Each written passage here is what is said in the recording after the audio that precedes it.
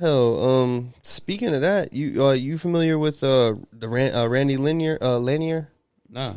He was a NASCAR racer, like Daytona 500 and shit like that. He was back in like the 80s and shit like that, the mid 80s, late 80s, and he was like the biggest smuggler like weed, bro. He was going to like Colombia. I think he had like close to 1 million, like close to 1 million pounds of weed he smuggled in. Maybe it'd be like 500,000 or something like that. I think, but it was a lot. I want to say it was like 600,000 that he smuggled in pounds, like from all the way from Colombia on like little tug, like little tiny boats. Did you see that boxer?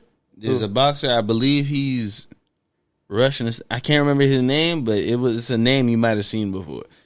Apparently, he just got indicted. $1 billion worth. $1 billion worth of coke. He was smuggling throughout his whole fucking like boxing career. I think I did see something like that. Because that number just stuck out so crazy. I'm like, $1 billion. First of all, somebody trafficking drugs and they have a wealthy profession is always like, damn, really, bro? But $1 billion worth? That's the shit you waiting to hear in every documentary. Like, yeah, we were bringing in close to $1 million a day. We probably touched 300 million. Yeah, I'm like, okay.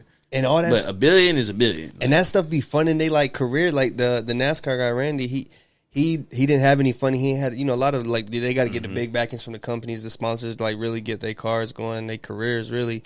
A lot of people got to have that backing. It's kind of like the presidents how they be needing that backing. Yep. He funded all his shit with like, and I think he was young at the time. I think he was like 19 the first trip he took. He brought back 14,000 pounds the first trip. 14,000 pounds? What is he, a pilot?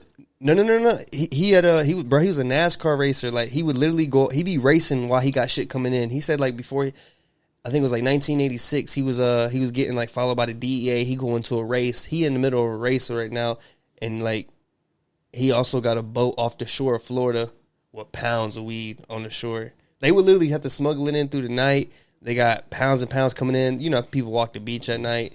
There was like one time they had to literally stop because there was a couple walking on the beach at night, and they all dressed in black. They got pounds, but he was going to Colombia. And he said it was like some good shit. He's like, it was some pretty good shit or whatever. But he was like bringing all that in through Florida. He ended up getting a life sentence.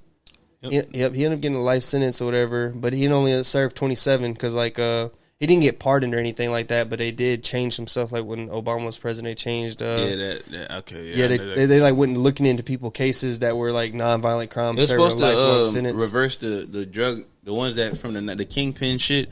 Like in the 90s, they had if you got caught with, I think it was a small amount of crack. If you got caught with that, it would be the same as if you got caught with like a kilo of it. They was doing that for a minute, so a lot of people got wrapped up, and he was trying to reverse that. But Randy, he also had like a business. I forgot what his business was, but he had something, and they started like they were running it. While he was locked up, the feds like took over because when you get locked up, they could take your shit, and they were running it for like a couple years or whatever, and then they ended up selling it. I forgot what the business was, probably an auto shop or some shit like that. I don't remember exactly. It probably wasn't even that, but they were running it, and then they ended up selling it. It's like a criminal, and then like it was like some big criminal. Like I don't know if he was like a coke or something like that into coke or some shit like that. But they ended up selling it to somebody. Yeah, so it was kind of that's that whole thing. But I was just watching like an interview of him. I'm like, damn, I said that's crazy. They got a documentary on Netflix too. Imagine if you run the business, make a bunch of money to fund some more federal shit, and then you wire it up because it was owned by the feds, and then you're like, all right, I'm ready to sell it to this drug lord right here. It's already wired. I ain't do nothing.